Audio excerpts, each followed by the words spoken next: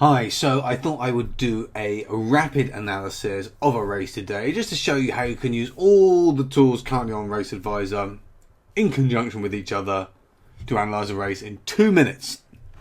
I'm looking at this Simon Pigott Memorial Handicap which goes off in 2 minutes. They're at the post.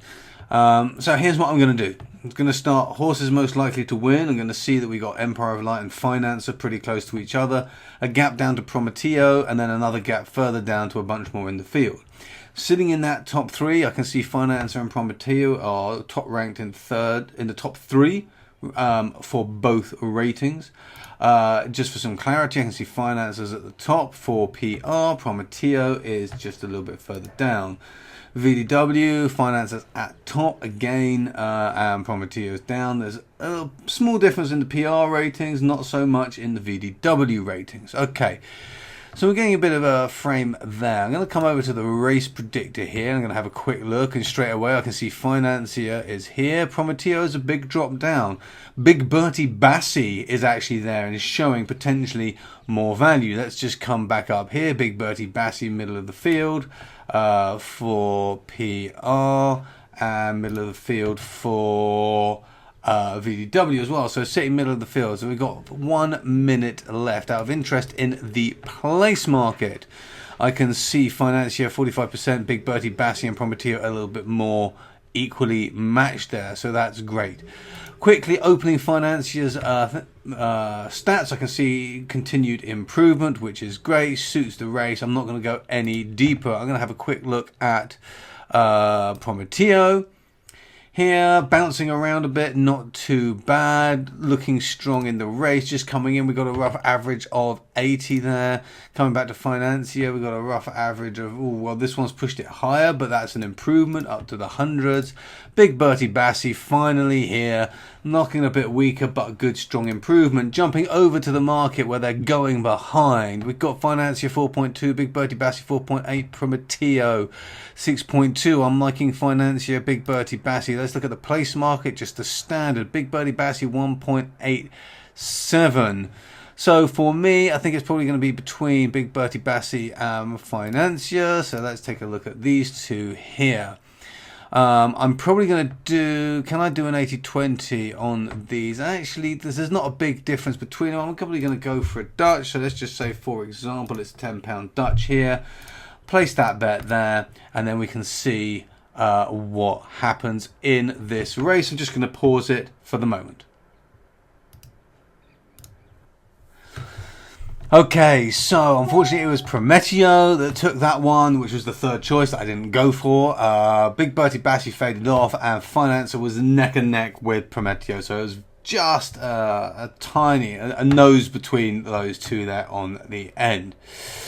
So let's just come back. That was the 4:15 at Doncaster. What is the next race? If we come back to the home page over here, it's going to have updated. We can see the 4:20. So let's just see if we can do it again. We've got 2 minutes. Let's see what happens in the next round. So we've got a nice split here. Semper and Quietness, horse most likely to win, both in the top three. Very little in the PR rating between them. A bit bigger gap there for VDW. Coming into here, I can see Siemper and Quietness close, but we've also got Honorico coming in here again, middle of the field, bit of a bigger gap. So we've got three to look at there in the place market. We've got Siempo and Quietness looking nice and strong. Honorico a little bit further of a drop down in the place market. I'm not going to look at very much, but we can see very briefly on the trainer and jockey. Siempre is looking good, Quietness not so much, and Enrico looking alright. Again, jockey good, trainer bad, and pretty average here. Looking at the individual horses in the last minute, we've got a big dip on Siempre, and then coming back up there towards previous scores, 59%. I'm not going to go into the other details because there's not time when we're doing it this fast. Quietness. Bit more bouncing around here, coming up again similar to ACM Pro. I'm not sure, 59% there. Again, not looking too bad. Let's have a look at Enrico. That was the middle horse here. Bit of a concern, a bit dipping down, so I'm not going to look at Enrico. I'm going to look for Quietness and Siempre. Jumping back quickly over to here, having a very quick look at the insights just to see how they stack up. Siempre, Quietness, pretty good here. Quietness and Siempre in the most suited horses, most suited jockeys. So we're looking pretty good here. Jumping over to Betfair at the 420 Sandown there. Now at the post we've got 2.52 and 3. Looking in the 2 to finish, there's very little between them here. So again, we've got Enrico sitting in the middle. I think maybe a Dutch on these two here is probably the way forwards, and we will see how we go with this bet. Okay, I've not been matched on one of them. I'm just going to flip this over to take SP because we're very close to off time, and we'll see where we go. I'll just leave that sitting in there, and then I'm going to pause this video and come back after the race. And again, Enrico Caruso got it, same as the last time. The one in the middle of the field, highlighted by the race predictor, came in there. It was very close between Enrico and Quietness, and so that was a good win there, but not for us. So that's 2 down. I'm going to do one more and see where we sit.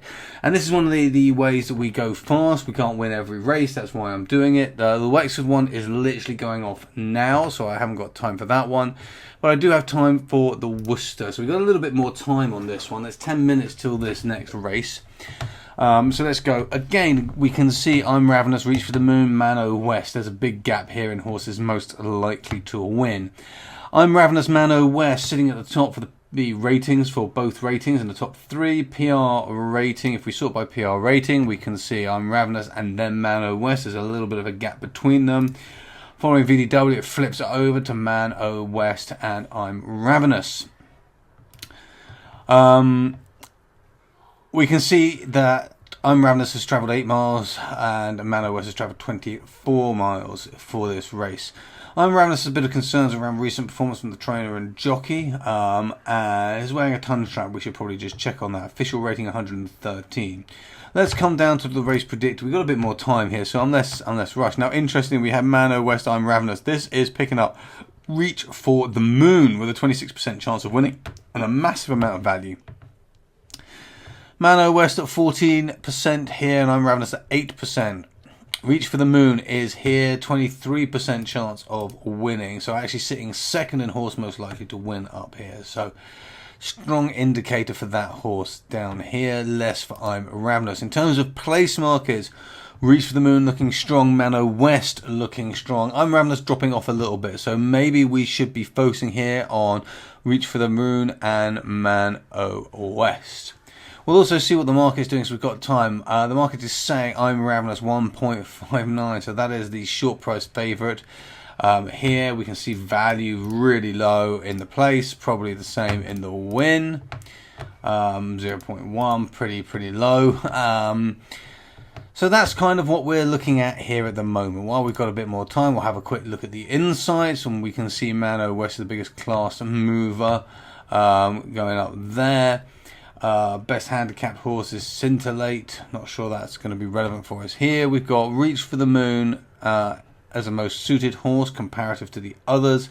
Mano West sitting for the most suited trainers, followed by Reach for the Moon, followed by I'm Ravenous. Very close for all of them. Mano West for the jockey. So again, coming back to the race predictor, we are looking at Reach for the Moon is here and Mano West, particularly in the place market.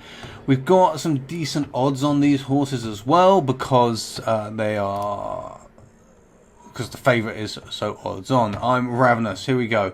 Sitting around 125, going up to just over 200 recently, but very little over current conditions. We've got good ground 2 miles. Okay, good ground we've got here. Beaten 3 lengths, beaten 5 lengths, so not performed what we would consider a good race over any of these. Coming back to Mano West first, we have no stats for this horse. So we're going to have to take the market on that horse, which is always a slight concern. Reach for the market, we can see there was a big drop down here on April the 18th. We could come down here and take a look at this horse here. Beaten 37 lengths. Blinkers on, happening 2 days after its previous race where it was only beaten 1.75 lengths. Ground was good to soft as well. And if we look down here quickly, we can see basically soft is not this horse's strongest ground. weakened and eased in the final furlong. So 2 days later it was not 2 days later, I'm sorry, this was June last year. So this is his first race back. Apologies. This was the horse's first race back in 2023. And again, interestingly, first race back in 2024, we see something very similar, beating 22.5 lengths and then steady improvement. So that's what's going on here. We're seeing that improvement. We're seeing around just under the 200. Not so good as I'm Ravenous up here with the 212s, but not far below it, considering I'm Ravenous is sitting at 1.52 and Reach for the Moon is sitting at 9. So horse strength, not so great, but 60% of going on good races has performed well, 25% in the class. So we got there is some evidence here that the horse may do well. Looking at the market for this, the 435 at Worcester, we got one Ravenous, we said here, steaming in, Reach for the Moon, drifting, which is always a nice sign. So, looking in the place market, however, look at this, 1.72 Reach for the Moon, that seems pretty low for a horse that's going off at odds of 9.4. So I'm thinking maybe we've got a 2080 here, but I would really be wanting higher odds than this, 1.75. And the each way market is paying a fifth of the odds on 3 places. So that's 1.6. The each way market is playing 1.6 for the place versus 1.73. So it's good here. If we take the favourite out, let's look at, we've got time, we can look at the others. We've got a 3. Odds of 3 to win this race. Let's just jump back here and look at the race predictor. Reach for the Moon is 51%. So actually that would be odds over even, and it would be higher in this. So potentially we've got good value here without the favourite in the race. Who's in the A versus B? Mano West, Reach for the Moon. And again, this is interesting. Mano West is predicted to do more, but we've only got £74 matched at the moment, so we can't really look too much into that. And I'm Ravenous to win by over 2 lengths. Also not great. So how are we going to do this? If we were going to place our standard £10 bet that we've been doing, we would be doing an 80-20. We'd be placing £8 in here for a £5 win. That would recover us only 25% of losses so far, but we should be taking each one individually. If I just leave this page for a second and come back here, and we put Reach for the Moon in at the moment with a £2 bet here, £16.80 profit, and again that's looking pretty good. Another way we could do this is we could do with a £10 stake. We could maybe do 4 in here for potential 32. £2 profit, and maybe go for 6 in here. Which means that we would recoup £10. So we'd roughly get our stake back here if Reach for the Moon placed but didn't win, but give ourselves the opportunity to win a larger amount in this particular market here. So what are we going to do in this race? I think I'm going to go for the break even. We've got a bit of time here, a couple of minutes left. So just to recap, we're looking at Reach for the Moon, looks good in the place market. Looks strong here in the win market, 26% chance of winning, high value in the win market. Coming up here, Reach for the Moon is rated 23% chance to win. Not top rated for both ratings. However, sitting 4th, only marginally behind Sox's Sun here for VDW. Sitting 3rd, again here for PR. So we're seeing that there is a possibility. Looking here, we can see performance is going well. We've had a slight decline, but likes all the conditions. When we compare that to the main contender, I'm Ravenous. We can see up here this horse hasn't actually performed well under any conditions, but obviously it's putting in some good speeds despite that anyway. So we don't have any details on Mano West because the horse hasn't raced yet in the UK. So for me, I am going to go for an SP bet here of £4, and I'm going to come back here to the top 3 here. and I'm going to put an SP bet in here of £6. So what I'm saying is that if the horse places in the top 3, we should kind of break even on the bet. If it wins, we're going to make hopefully a fairly nice amount. The odds are actually dropping now. This often happens just before the off. Hopefully the SP will push them a little bit higher. It's not the best way to grab odds. I don't recommend it as a general approach, but I wouldn't recommend doing races this fast as a general approach either. So this is just to show you what is potentially possible on the Race Advisor. I'm going to pause this video now till the race has finished.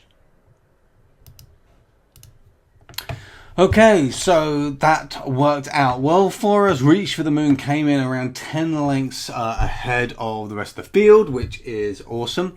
And you can see here that the odds did drop down and the bet for SP picked back up. We got 9.38 here, and in the place market we ended up with odds of 1.68. With the win on the £10 bets, that generated a profit of 32 in the win and £4 in the place as our saver. So we made around 36 profit here. So that's pretty good. That covers our previous 2 bet losses and still turns us out with around £16 on top. So in the last kind of hour, we've made roughly around about a 50% return on investment, which is good. So this is just some of the ways you can use the Race Advisor website and tools. As I said before, I don't recommend that you look at races this fast. You should allow yourself really a minimum of 15 minutes to have a proper look at a race. Kind of like what we did, to be honest, on the last one. I think it was about 8 minutes on the last one there. It just gives a little bit more time to be a little bit more consideration around what's going on. But we use exactly the same tools. We combine them together. We combine that knowledge together. It was quick, it was fast, and it was effective. And obviously we're not going to win every single race, that's not possible, but we did a 30% or 33.33% win rate there on those 3 races. And I'm going to be stopping there because this video is going to be getting quite long otherwise. But that's just some of the ways you can use the Race Advisor tools. There are almost limitless ways that you can use them. But if you've got any questions, you know where I am, drop a line. It'd be great to hear from you.